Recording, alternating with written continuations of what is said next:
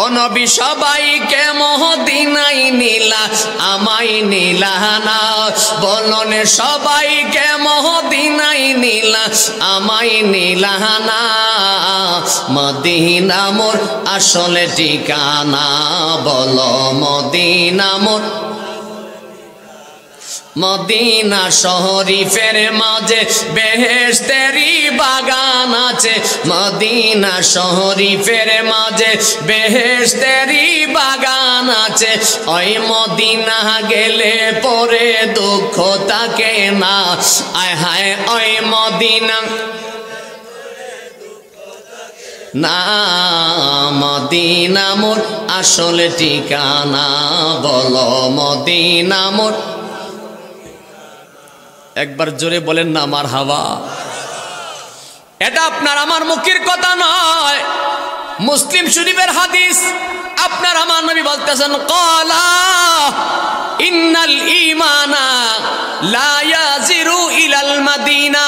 জোরে বলেন না সুবহানাল্লাহ।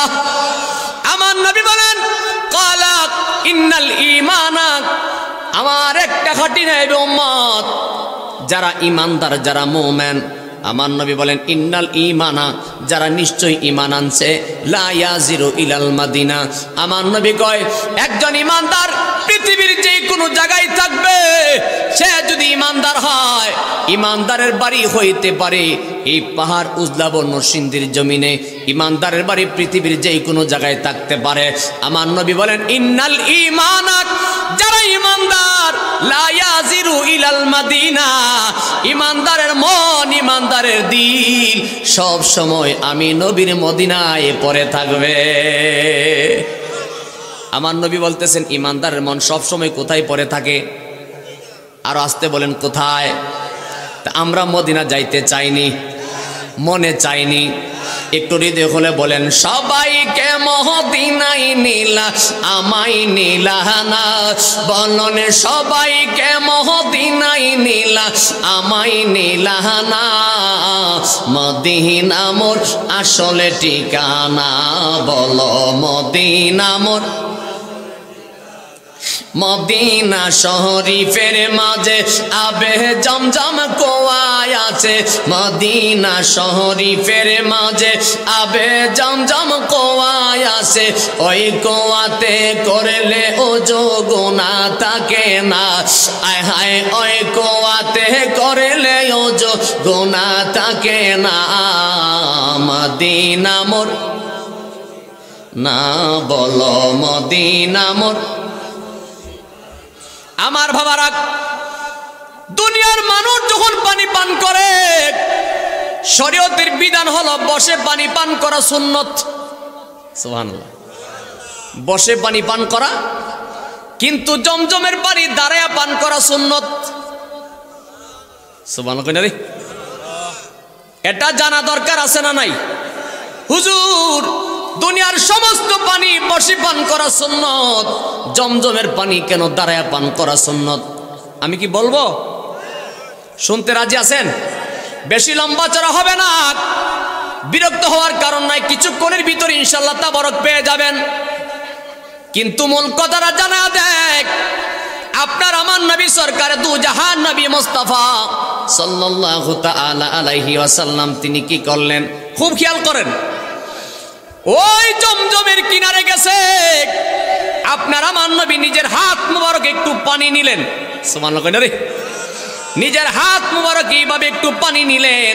পানিটা নেওয়ার সাথে সাথে আপনার আমার নবী পানিটা ছেড়ে দেওয়ার সাথে সাথে দাঁড়ায় গেছে। একটু জোরে বলেন না সুবহানাল্লাহ। নবী যদি দাঁড়ায় যায়, সাহাবীরা কি করব? ইমাম সাহেব যদি সেজদায় যায়, মুসল্লিরা সেজদায় যায়, ইমাম সাহেব দাঁড়ালে মুসল্লিরা, ইমাম যদি শুয়ে যায়, মুসল্লি কি করব?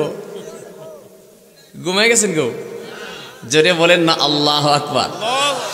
আপনার আমার নবী যখন দাঁড়ায় গেছে, সাহাবে কেরাম সাথে সাথে দাঁড়ায় গেছে। আমার নবী ডাক দেয়া কই কি ব্যাপার, ঘটনা কি? আমি দাঁড়াইলাম, তোমরা দাঁড়ালে কেন? সাহাবীরা কয় ফাত্তাবিউনি ইত্তিবার রাসূল, আপনি নবীর ইত্তেবা করা আমাদের উপর ফরজ। হুজুর আপনি দাঁড়িয়ে থাকবেন আমরা বসে থাকবো, সেটা হয় না।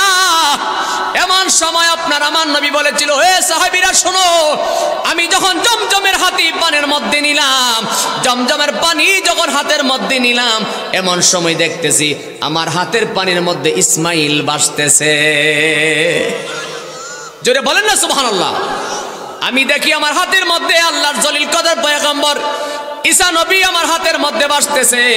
এই জন্য সাথে সাথে দাঁড়ায়া গেলাম। এই জন্য আজকের থেকে কিয়ামত পর্যন্ত জমজমে যারা পানি পান করতে যায়, জমজমের পানি দাঁড়ায়া পান করা সুন্নাত। এগুলি জানা দরকার আসেনি? আমার নবী দাঁড়াইছে, এই জন্য নবীর সম্মানে আজ পর্যন্ত জমজমের পানি বাড়িতে পান করেন আর যায়া পান করেন, জমজমের পানি দাঁড়িয়ে পান করা সুন্নাত। আরো আসতে পারেন সুবহানাল্লাহ। বাবা আমি আমার মূল কথার মধ্যে চলে যাই। হযরতে সুলাইমান ইসলাম বাসায় ফিরে পাইছে, কথা মনে আসেনি? আওয়াজটা দুর্বল দুর্বল লাগে, জোরে বলেন কথা মনে আসেনি? হযরতে সুলাইমান ইসলাম বাদশাহী ফিরে পাওয়ার পরে আল্লাহর সঙ্গে আনন্দের কথা কয়, মনের মধ্যে বড় খুশি।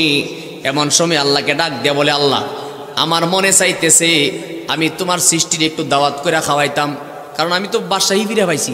কন্যা সুবহানাল্লাহ। অনেক মানুষ অনেক মুকসিদের জন্য হুজুর দাওয়াত করে না, এতিম মিসকিন খাওয়ায় না। কি আপনাদের দেশে চল আসেনি? কিছু কিছু মানুষের বেদার শিরিক কয় আছে না, তাদের ব্রেনের মধ্যে সমস্যা দেখা দিছে।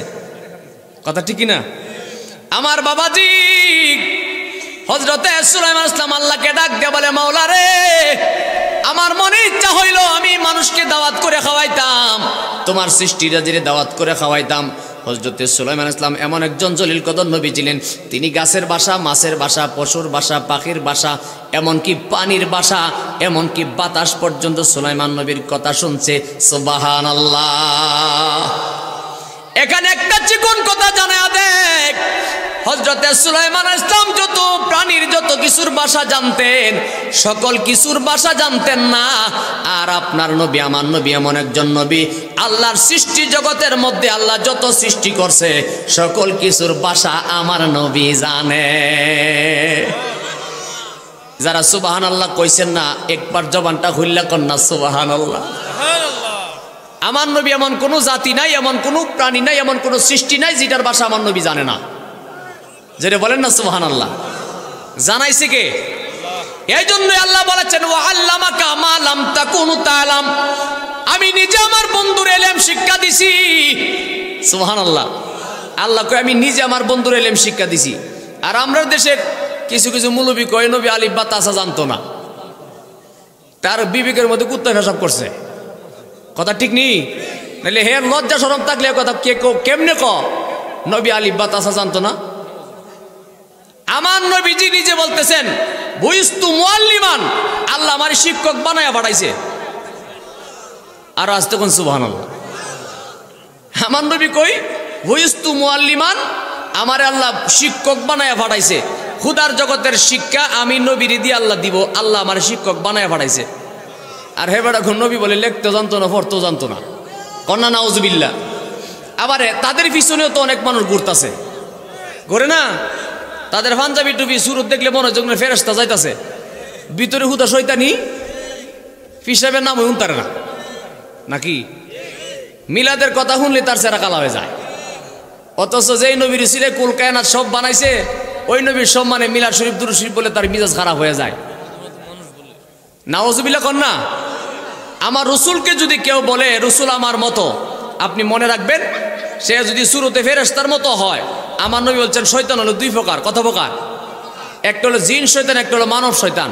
নবীজির শান আজমতে, দুরুদে মিলাদে, যে কোনো বিষয়ে নবীজির শান আজমতে কেউ যদি মন বেজার করে, আপনি মনে রাখবেন নবীর হাদিস অনুযায়ী সে শয়তান।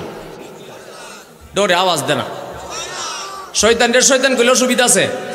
আমার নবী বলছেন শয়তান দুই প্রকার, একটা জিন শয়তান, একটা মানব শয়তান। যে ব্যক্তি নবীর শান আজমত সহ্য করতে পারে না, সে মানব শয়তান। শুরুতে লেবাসে ফেরেশতা, কিন্তু ভিতরে কি শয়তান। আপনারা কি রাগ করছেন?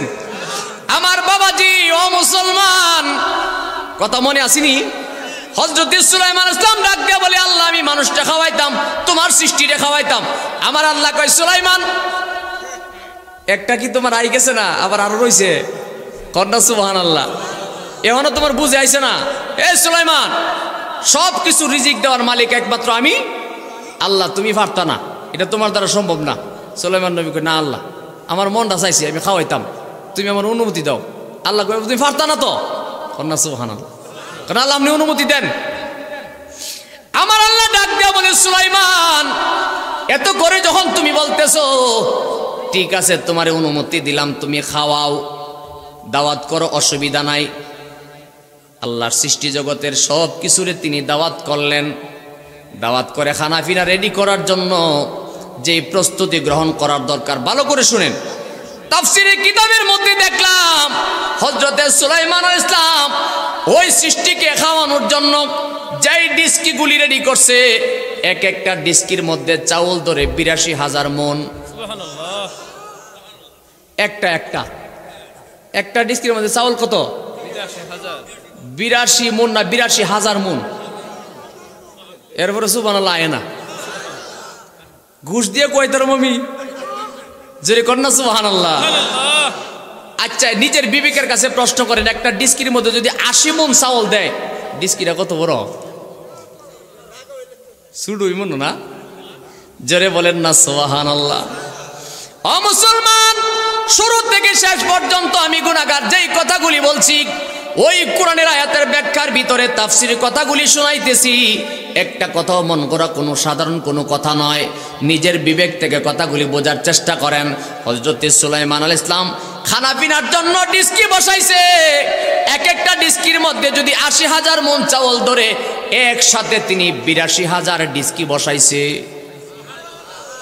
৮২,০০০ ডিস্কি এক হাঙ্গারে বসাইছে। সুবহানাল্লাহ। একটার মধ্যে ধরে ৮০,০০০, ৮২,০০০ মণ। আচ্ছা বলেন তো, ৮০,০০০ মণ চাউলের মধ্যে ভাত ফাঁক করলে পানির দরকার কেমন লাগবো? আচ্ছা যাই হোক, আপনারা বুঝতে পারছেন, এর জন্য শুকরিয়া, আলহামদুলিল্লাহ।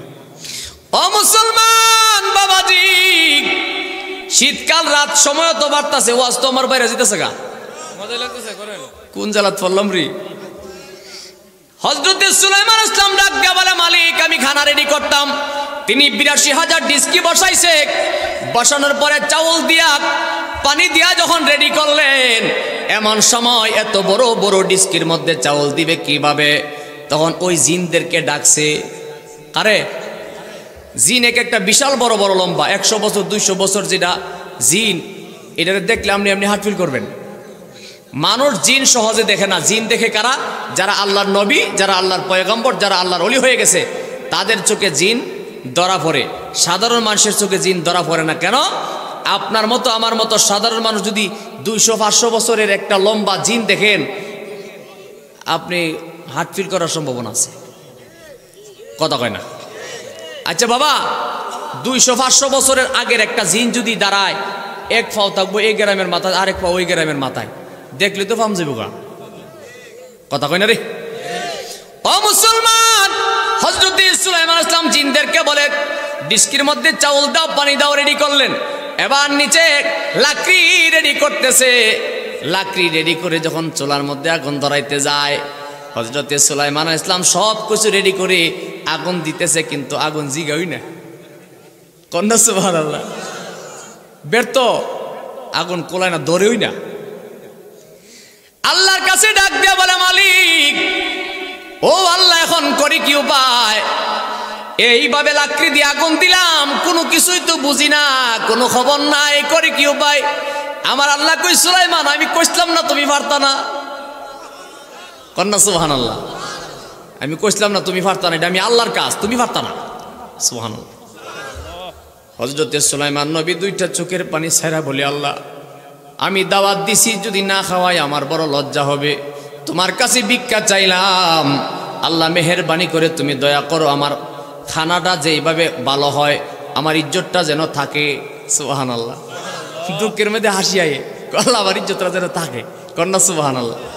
আল্লাহ কই, সুলাইমান এইভাবে যখন বলতেছো, ঠিক আছে তোমারে অনুমতি দিলাম। এমন সময় আল্লাহ কই, সুলাইমান এখন কি করতাম তুমি কও। হযরত সুলাইমান আলাইহিস সালাম ডাক দিয়া বলে, মালিক তোমার সূর্যটারে কও একটু মুখটা ঘুরাইয়া চাইতো। সুবহানাল্লাহ। ওয়াজ তো বাইরে যেতেছে গা। হযরত সুলাইমান ইসলাম বলে, আল্লাহ তোমার সূর্যটারে কও একটু মুক্ত ঘুরাইয়া চাইতো। আল্লাহ কয় যা সুলাইমান দিলাম। ৮০,০০০ ৮২,০০০ ডিস্কি বসাইছে। এক একটা ডিস্কির ভিতরে যদি ৮০,০০০ মন চাউল হয়, ৮২,০০০ ডিস্কি বসাইছে। আল্লাহ সূর্যটা যখন একটা পলকের দিকে তাকাইছে, চোখের পলকে সিদ্ধ হয়ে গেছে। সূর্য মাত্র মুখটা ঘুরাইয়া চাইছে, সকল মুখ দেয় নাই, একটা মুখ মাত্র ঘুরাইছে, চোখের পলকে সিদ্ধ হয়ে গেছে। এইভাবে একবার নয়, দুইবার নয়, তিনি ৪০ দিন পর্যন্ত খানা পাক করছে। আচ্ছা, ১ মিনিটের ভিতরে যদি ৮২,০০০ মন চাউল সিদ্ধ হয়ে যায়, তাইলে এইভাবে যদি দিনে রাতে ফাঁক করে ৪০ দিন, খানার টালটা কত পড়েছে মনে করেন? সুবহানাল্লাহ কইতেন না? সংক্ষেপ করে বলতেছি, এইভাবে খানা যখন স্তূপ বিশাল বড় করে থইল, থওয়ার পরে ৪০ দিন পার হওয়ার পরে তিনি তো নদীর মাছেরও দাওয়াত দিছে। নদীর মাছ, বড় বড় মাছ আছে, বড় বড় এক মাছ আর এক মাছের কই কিরে আল্লাহর নবী সুলাইমান পয়গম্বর দাওয়াত দিছে, তুই দাওয়াত পাইছত নি? কহ দাওয়াত পাইছি। কতে আ সব যাই। সুবহানাল্লাহ। আমাদের সমাজে একটা রেওয়াজ আছে, দেখবেন কোনো মানুষ দিয়ে জিয়াফত করে, আপনার কি জিয়াফত করনি না কিনা? জিয়াফত করে না, অনুষ্ঠান জিয়াফত করে। অনেক সময় দেখা যায় দাওয়াত দিছে করে ২ জন আয় পরে ৫ জন, এমন হয় না? অনেক সময় দেখা গেছে বেটা আইডিয়া করছে ২,০০০ মানুষ খাওয়াইব, শর্ট পরে গেছে দুপুরই, এমন হয় না? আপনারা মনে রাগ করতেছেন? আবারটা বুতাইল বুতাইল করে ঠান্ডা লেগেছে গো, জোরে বলেন না আল্লাহু আকবার। হযরত সুলাইমান ইসলাম মাছের দাওয়াত দিছে, সব কিছুর দাওয়াত দিলেন। নদীর মাছ আসতেছে, নদীর কিনারে আইসা হযরত সুলাইমান ইসলাম যখন ৪০ দিনের শেষ দিনে পাক করতেছিলেন, এমন সময় মাছ আইসা ডাক দেয়া কয়, ও আল্লাহর পয়গম্বর, আমি বহু দূর থেকে আসছি, আমার পেটের মধ্যে বড় খিদা, একটু খানার ব্যবস্থা করেন, আমি খাইয়া চলে যাইতাম, খিদা সহ্য করতে পারি না। হযরত সুলাইমান ইসলাম গাছের ভাষা, মাছের ভাষা, পশুর ভাষা সব জানতেন। এমন সময় মাছের ডাক দেয়া বলে, মাছ রে, আমি পাক শেষ করি না, তারপরে তোমাদেরকে সবাইকে একসাথে খানা দিতাম। মাছে কয়, না, কোন সময় পাক শেষ করবেন? এত করে কতবার খাইলাম হইলে, আমারে খানা দেন তাড়াতাড়ি। কন্যা সুবহানাল্লাহ। কোনো বাবা যদি মেয়ে বিয়া দেয়, কোনো আত্মীয় স্বজন গিয়া যদি মেয়ের বাবারে কয়, বাবা তাড়াতাড়ি আমার কোটা বাদ দিলেন, খাইয়া যাইগা, রাগ করতো না? বেটার জি বিয়া দিতেছে, মনটা এমনি বালা না, আবার এত বড় একটা আয়োজন কোন সময় শেষ করবো, একটা টেনশন নেই। অন গিয়া যদি বারে বারে মেয়ের বাপেরে কই, বাবা কটা বাদ দিলেন, আমি খাইয়া যাইগা, রাগ উঠতো না? আপনি কথা কন না, কই আইলাম রে, রাগ উঠবো কিনা? একটু হুহা করেন, তাহলে মনে করো মানুষের মিলি কথা কইতাছি। হযরত সুলাইমান আলাইহিস সালাম মিজাজটা বড় রাগান্বিত হয়ে গেছে। এই ৪০ দিনের কাছাকাছি ফাঁক করতাছি, তোমরা দেখাওই ভাল লাগি, এমন ফাঁকল হয়ে গেছো কাকেরে, তাড়াহুড়া করো না, শেষ করে লই। হযরত সুলাইমান নবীর মাছে ডাক দেয়া কয়, আপনি আল্লাহর পয়গম্বর, আপনি ফাঁক করেন, ১০০০ বার বাধা নাই, কিন্তু আমার খিদা বেশি, আমার খানা দেন। সুবহানাল্লাহ। যখন বারবার বিরক্ত করতেছে, রাগ হইয়া, ঠিক আছে তোমার যখন এত খিদা, তাহলে তুমি খাইয়া যাও গা, ৪০ দিন ফাঁক করে যা থইছি, তোমার মনে যা আছে তুমি খাইয়া যাও গা। হযরত সুলাইমান ইসলাম যখন হুকুম দিছে, নদীর মাছ আইসা একটা লোকমা দিছে, ৪০ দিনের খাওয়ান কাইত। সুবহানাল্লাহ। আরো আসতে কোন সুবহানাল্লাহ। ওই যে আগে বুঝাইছি, এক একটা ডিস্কির মধ্যে ৮০,০০০ মন চাউল ধরে এইভাবে ৮২,০০০ ডিস্কি বসাইছে, এইভাবে রাতে দিনে ভাগ করছে ৪০ দিন। সুবহানাল্লাহ কই না? এক মাসে লোকমা দিছে, কাইত করে লিছে। আরো আসতে কোন সুবহানাল্লাহ। হযরত সুলাইমান আলাইহিস সালাম যখন এইভাবে গার ফিরাইয়া চাইছে, তাকায় দেখে ৪০ দিনের খাওয়ান কিছু নাই, বিনাশ করে লিছে। কন্যা সুবহানাল্লাহ। ও আল্লাহ, হন কি দেখতাছি, যদি হরা ফুল দেখতাছি, ৪০ দিন কই ফাঁক করলাম, এক বাজি দিয়ে কাবার করে লিছি। সেজদার মধ্যে পড়ে আমার আল্লাহকে ডাক দেয়া বলে, মালিক তোমার খেলা বুঝা বড় দায়, মৌলারে কি খেলা দেখাইলা, কি লীলা দেখাইলা, ৪০ দিন পর্যন্ত এত বিশাল খানা তৈরি করছি, একটা মাছে লোকমা দিয়া খায়া ফেলছে। আমার আল্লাহ ডাক দেয়া বলে, সুলাইমান, ও সুলাইমান, 40 দিন পাক করিয়া এক জায়গার মধ্যে রাখার পরে একটা মা যদি এক লুকমায় খায়া ফেলে রে সুলাইমান, আমি তো এমন কোটি কোটি মাছ আল্লাহ খাওয়া রাখতেছি। এ সুলাইমান, 40 দিন পাক করে একটা মাছের একক তো খাওয়ান দিতে পারলা না, এমন কোটি কোটি মাছ আমি আল্লাহ নদীতে খাওয়াইয়া রাখতেছি। সুবহানাল্লাহ কইছে না কেডা কেডা? জোরে বলেন না সুবহানাল্লাহ। সেই আল্লাহ এখনো আসেনি না? কালের ধরনের বুড়ো হয়ে গেছে গা? কন্যা নাউজুবিল্লাহ। ও মুসলাম, সাজদার মধ্যে পড়িয়া আল্লাহকে ডাক দেয়া বলে, মালিক আমি বুঝতে পারছি রে মৌলা, 40 দিন পাক করে একটা মাছের তৃপ্তি মিটাইতে পারলাম না। আমার বুঝে আইছে আল্লাহ তুমি ছাড়া কেউ পারবে না।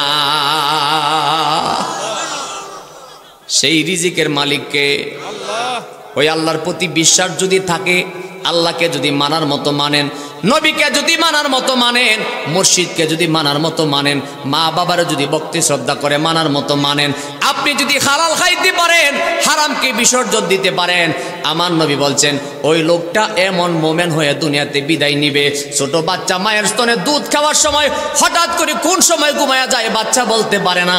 আমার নবী বলছেন আমার ইমানদার উম্মত এইভাবে দুনিয়াতে বিদায় নিব, যারা পরিমাণ কষ্ট দূরের কথা টের পাইত না। এইভাবে জীবন গঠন করতে হবে আমাদের। আমরা চাই কি না? আমার বাবাজি, আমার ওয়াজের উদ্দেশ্য কি? এটা কবরবাসীর মাহফিল। এই জন্য আমাদের আমল আখলাক চরিত্রটা পরিবর্তন করার জন্য, আমাদের ভিতরে হিংসা নিন্দা লোভ যেন না থাকে, আলোচনার উদ্দেশ্য আমার এটা।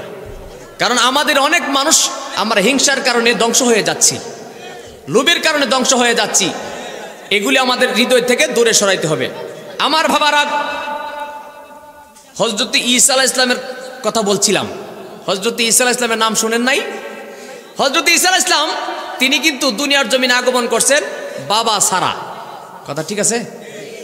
এখন আমাদের দেশের মানুষ যারা, খুব শিক্ষণীয় বিষয়, আমাদের দেশের মানুষ যারা, ওই যে আমার পাশে বসা আমার শ্রদ্ধাভাজন ভাই, তিনি বলতেছেন যে আমাদের দেশে এমন মানুষ আছে নবীরে তার মতো কয়, নাউজুবিল্লাহ কন। তা আমি আপনাদের বিবেকের কাছে একটা প্রশ্ন রাখি, আপনারা বলেন তো, হযরত ঈসা আলাইহিস সালাম তাকে তো আল্লাহ বাবা ছাড়া দুনিয়ার জমিনে পাঠাইছে, তাইলে যেই আল্লাহ বাবা ছাড়া সন্তান দিতে পারে, এখন ঈসা আলাইহিস সালামের উপাধি হলো ঈসা রুহুল্লাহ, তিনি রুহের পয়দা। তাহলে ঈসা নবীর মাঝে কোনো মাটি আসেনি? কথা কইন। ঈসা নবী কি আমার মতো? হযরত জিবরাইল আলাইহিস সালাম কাবা ঘরের কিনার দিয়ে যাচ্ছে, বিবি মরিয়ম আলাইহিস সালাম কাবা ঘরের কিনারে যাচ্ছে, হঠাৎ এমন সময় দেখতেছে একটা যুবক পূর্ণিমার চাঁদের মতো চেহারা দৌড়ে আসতেছে। হযরত সুলাইমান আলাইহিস সালাম, হযরত জিবরাইল আলাইহিস সালাম দেখতেছে যে বিবি মরিয়ম আলাইহিস সালাম ওই খানে কাবার পাশ দিয়ে যাচ্ছে, পাগলের মতো তাড়াতাড়ি করে আসতেছেন। বিবি মরিয়ম আলাইহিস সালাম ভয় পাইয়া গেলেন, হায় হায় যুবক আসতেছে, আমার ইজ্জত নষ্ট হয়ে যাবে, জীবনে কোনো পুরুষ আমাকে দেখতে পাই নাই। এমন সময় ওখান থেকে ডাক দিছে, ওগো মা মরিয়ম, ভয় করবেন না, পেরেশানি করবেন না, আপনাকে বেজ্জতি করার জন্য, কষ্ট দেওয়ার জন্য আসি নাই, মেহেরবানি করে একটু দাঁড়ান। যখন দাঁড়াইলেন, চোখের পলকে আসছে, সামনে আসা বলতেছে আমি আল্লাহর পক্ষ থেকে আসছি, আপনি একটু হা করেন। সুবহানাল্লাহ। হা করছে। জিবরাইল আলাইহিস সালাম মুখের মধ্যে বিসমিল্লাহ বলে ফুঁক দিছে, আল্লাহর জলিল কদর পয়গম্বর ঈসা নবী গর্ভে চলে গেছে। এই জন্য তাইনের উপাধি ঈসা রুহুল্লাহ, তিনি রুহের পয়দা। ঈসা নবীর মাঝে কোনো মাটি।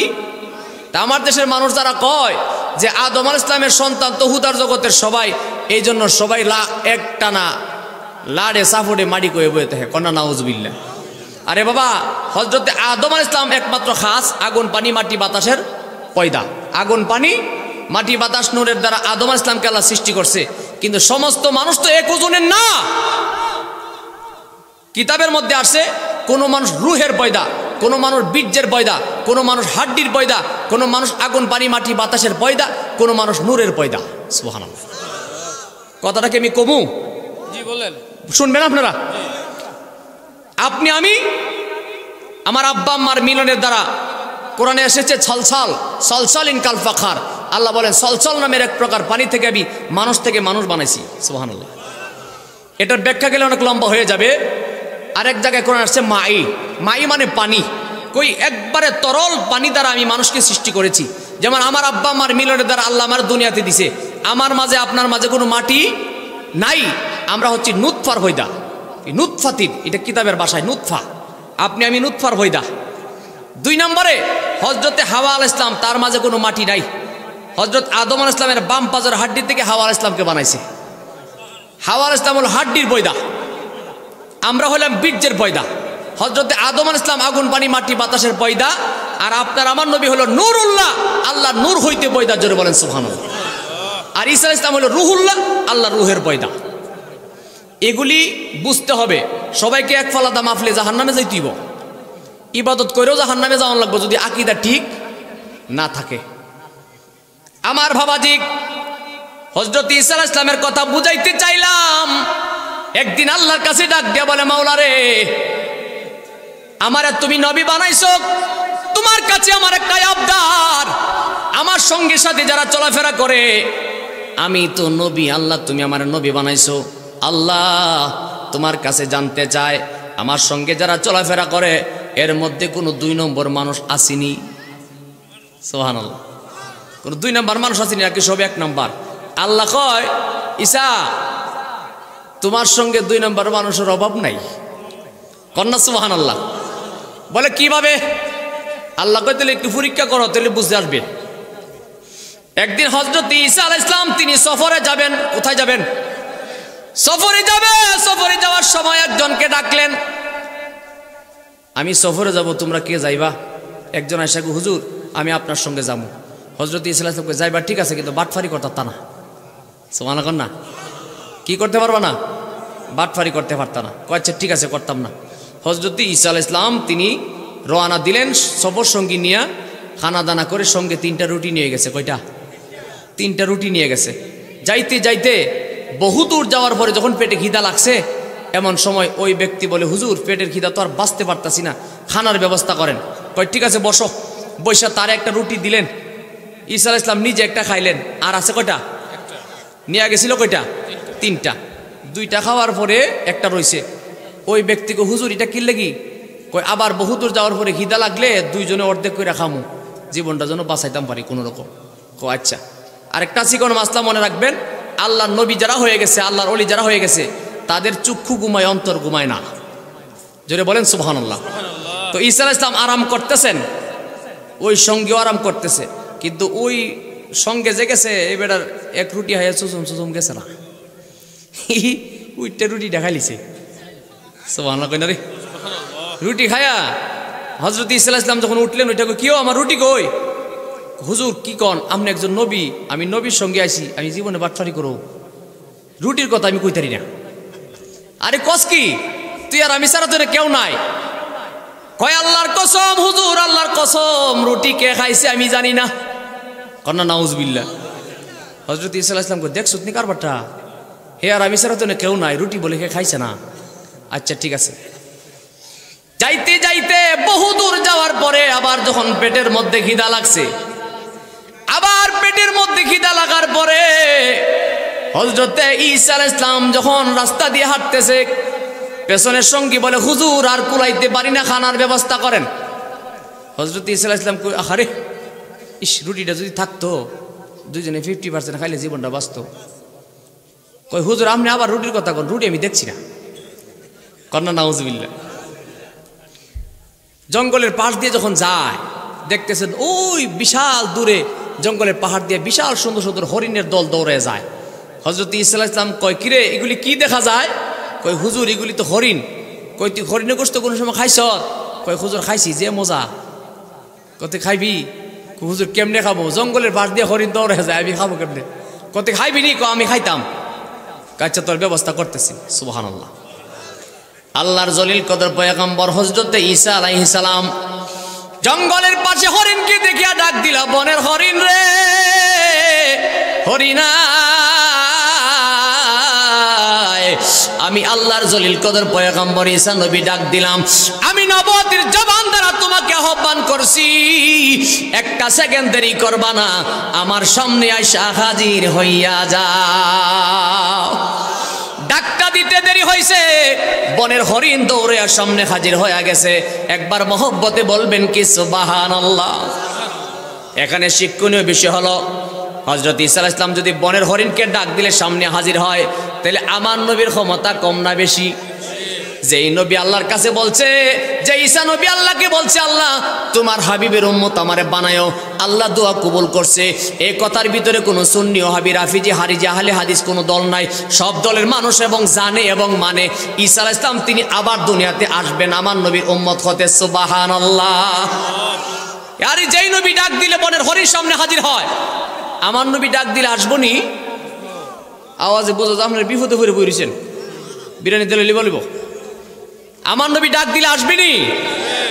আমার বাবা লম্বা চূড়া করতাম না, শেষ করে দিচ্ছি। মূল কথাটা বোঝায় দিতে শেষ করে দিলাম। আর মাত্র 10 মিনিট, কয় মিনিট, এরপরে আর বিরক্ত লাগতো না ইনশাআল্লাহ। হযরত সুলাইমান আলাইহিস সালাম ডাক দেয়া বলে, তুই গোশত খাইবি? কয় হ। অনেক কথা লম্বা হয়ে যাবে। জবাই করলেন, জবাই করো, ফাঁক করো। জবাই করলেন, পাক শাক করলেন। পাক শাক করিয়া তারে বলতেছে, তুই যা পারস তা খা। সুবহানাল্লাহ। তোর পেটে জামানে তুই তা খাইলো। তো হরিণের গোশত খাইছে, মনে যা পারে তা খাইছে। খাওয়া দাওয়া যখন শেষ হয়েছে, এমন সময় হযরত ঈসা আলাইহিস সালাম ডাক দিয়া বলে, যে হাড়গুলি আছে এগুলি সব একত্রিত করে আমার সামনে আনো।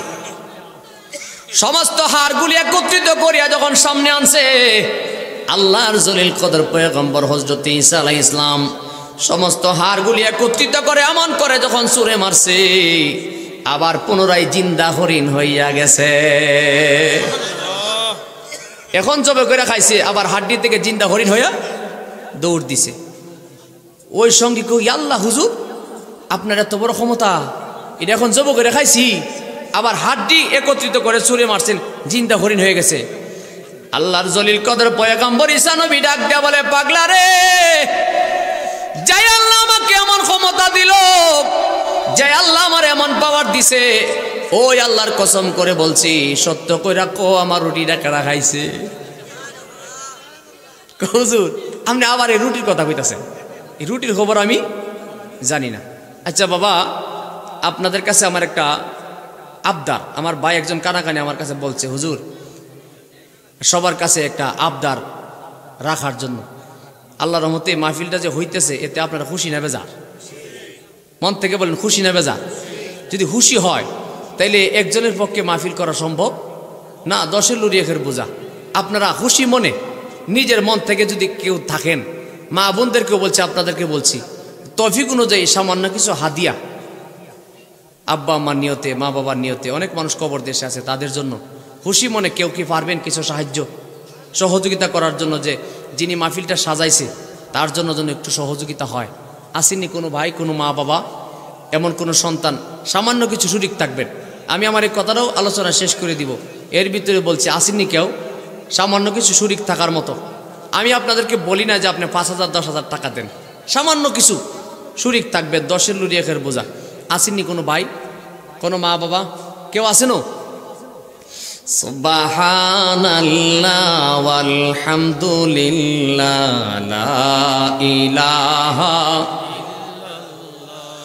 লা ইলাহা ইল্লাল্লাহু মুহাম্মাদুর রাসূলুল্লাহ সাল্লাল্লাহু আলাইহি ওয়াসাল্লাম। জবান খুলে বলি না মারহাবা। হযরত ঈসা আলাইহিস সালাম ডাক দিয়া বলে, সত্য করে কসেন আমার রুটি কাটা খাইছে? কথা মনে আসেনি? হুজুর আপনি আবার রুটির গান গাইতেছেন। রুটির কথা আমি কইতারি না। কইতে জানোস না? কয় না। আচ্ছা ঠিক আছে। যাইতে যাইতে সফর সঙ্গী বহু দূর চলে গেলেন। হযরত ঈসা আলাইহিস সালাম বিশাল বড় একটা বালুর চরের দিকে যাইয়া নিজের হাতে কতগুলি বালু একত্রিত করে একটা স্লুপ করলেন। এইভাবে 1টা 2টা 3টা করলেন। কয়টা? 3টা স্লুপ করিয়া আল্লাহর নবী হযরত ঈসা আলাইহিস সালাম দাঁড়িয়ে আছে। আর সফর সঙ্গী কয়, হুজুর আপনি বালু জমাইতেছেন কে রে? কয় আমি কি করি, তোমার দরকার আছে, চুপ থাকো। কই দেখো কি হয়। নবুয়তের চক্ষু দ্বারা তাকাইছে হযরত ঈসা আলাইহিস সালাম। নবুয়তের চক্ষু দ্বারা তাকানোর সাথে সাথে 3টা বালুর স্লব 3টা স্বর্ণের চাক্কা হয়ে গেছে। আমি এগুলি কিন্তু তাফসিরি কিতাবের কথা কইতেছি, কোনো কিচ্ছা কাহিনী না। 3টা স্বর্ণের চাক্কা হয়ে গেছে। ওই সঙ্গীর দিকটা উষ্ণায়, কথা মনে আসেনি? সফর সঙ্গী, হুজুর ইয়াল্লাহ আপনার তো বড় পাওয়া, আপনি বালুর দিকে চাইছেন, স্বর্ণের চাকা 3টা হয়ে গেছে গা, এগুলি কি করবেন? কই জিডেই করি করুম, তোমার কি দরকার? হুজুর আপনি এমন ক্ষমতা, আপনি চাইলে বালু স্বর্ণ হয়ে যায়। সর্বনাশ। হযরত ঈসা আলাইহিস সালাম ডাক দিয়া বলে যে আল্লাহ আমার এমন ক্ষমতা দিছে রে, আমি তাকাইলে বালু থেকে স্বর্ণ হয়ে যায়। ওই আল্লাহর শপথ করে বলছি, সত্য করে কো আমার রুটিটা কারা খাইছে? হুজুর আপনি খালি এই রুটির কথা কন, আমি রুটি দেখছি না, রুটি কইতারি না আমি। জানোস না? কয় না। আচ্ছা ঠিক আছে। আচ্ছা হুজুর এ স্বর্ণের চাকা কি করবেন? কয় না, একটা তোর, একটা আরেকটা আমার, দুইজনে দুইটা নিলাম। কয় হুজুর আরেকটা কি করবেন? আল্লাহর নবী ঈসা নবী কয় যে আমার রুটিটা খাইছে তারে যদি পাই তারে দিমু। কন্যা সুবহানাল্লাহ। স্বর্ণের চাকা তোর একটা দিলাইছি, যা, তোর কোনো অসুবিধা নেই, আরেকটা আমার। আর রুটি যে খাইছে রে ভাইলে এটা দিলাম, এখন কুচি মুচি খা। হুজুর আরে কিছে? হুজুর আরে কি কইছে কস না? হুজুর আরে কি? রুটিটা আমি তো খাইছি। কন্যা নাউজুবিল্লাহ। লোভে পাপ, পাপী মৃত্যু। হযরত ঈসা আলাইহিস সালাম ডাক দিয়া বলে কিরে বেঈমান, এতক্ষণ পর্যন্ত কত উদাহরণ দিলাম, সব জায়গার মধ্যে তুই বলছো আল্লাহ জাতের কসম তুই খাস নাই, তুই জানোস না। এখন স্বর্ণের চাকার দিকা কস তুই খাইছ। যা, তোর মতো নাফরমান আমার দরকার নেই, 3 চাক্কাই তোরে দিয়ে দিলাম, যা। তবু আমি ঈসা নবীর সঙ্গী তোর মতো নাফরমান হইতে পারে না। 3 চাক্কা তারে দিয়া দিছে। ওই সফর সঙ্গী মনে মনে কই হুজুরে বকলে বকছে, চাক্কা তো 3টা, ভাই জীবনের কাম করো লাগতো না। 3 চাক্কা দিয়া যাইতেছে, যাইতে যাইতে বহুদূর যায়, জঙ্গলের পাশ দিয়ে হাঁটতেছে। বিভিন্ন এলাকার মধ্যে এই ফাটি আসেনি, বুঝেননি কি কইছি? আপনার এলাকাত মনে নাই, না থাকলে বালা। গভীর জঙ্গলের পাশ দিয়া যায়, আর ডাকাতের দল সারা রাত টই টই টই টই করে ঘুরছে, কোনো জায়গায় কাম হইছে না। একটা দিকে কিরি মেকল মনে একটা আইতাছে, কেডাইরা দিকে লই। তারা চতুর্দিকে ঘ্রাও করে তার কাছে গেলেন, যে কেউ কইতেছ? জানতে আছি, তোমার কি দরকার? কই কি তোর কুরসু কি তারে দেখা যা? জিডিয়ক তোমরা কথা কইও না, তোমরা কাম তোমরা করো, আমি জায়গা।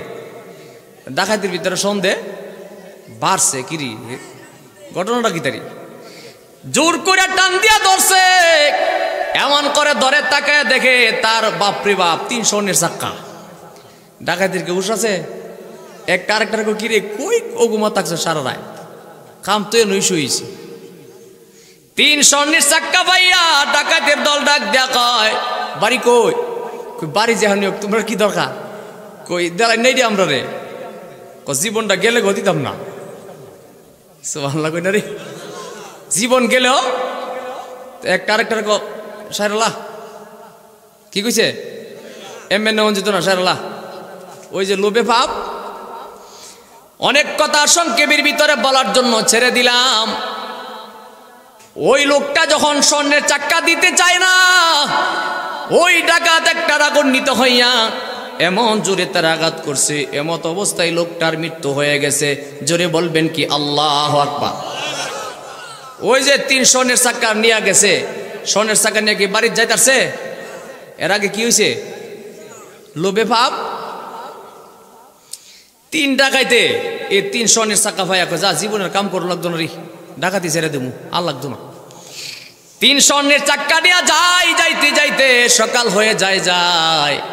এক মোড়ের মধ্যে বসে একটা না আরেকটা কয় সারা রাত ঘুরছি, পেটে বড় খিদা, তুই গিয়ে দোকান থেকে কিছু নিয়া আমরা খাওয়া দাওয়া করে যাই। তারে আনছে রুটি দোকান থেকে কিছু আনার জন্য। আর এই 2 ডাকাতে মিল্লা মনে মনে পরীক্ষা করে, মনে মনে কল্পনা করে, যদি হেরে মারতারি তাহলে 3 চাকা আমরা দুজনে ভাঙব না। ওজবিল্লা কইতেন না তো, একজন পরামর্শ করে, তো কেমনে কি করবি? আইলেই শুরু করবি, কোন মাথা ঠিক নাই। এ 2 জনে পরামর্শ করছে, আইলে হেরে মারি লেব, 2 জনে 3 চাকা নিব। আর হে তেনে রুটি আনতে গেছে, হে মনে মনে কয় যদি খানার মধ্যে কোনো 20-30 মিশাইতে দিতে 3 চাকার মালিক আমি আলহা। ঘুমাই গেছেন গো। হে তেনে রুটি আনতে গেছে আর মনে মনে কল্পনা করে স্বর্ণের চাকা নেওয়া মু। আর এ 2 জনে মনে মনে ভাবতেছে আইলেই শুরু করবি, ওয়াশ পালাবার সুযোগ জন্ত জোরে কন্যা নাউজুবিল্লাহ।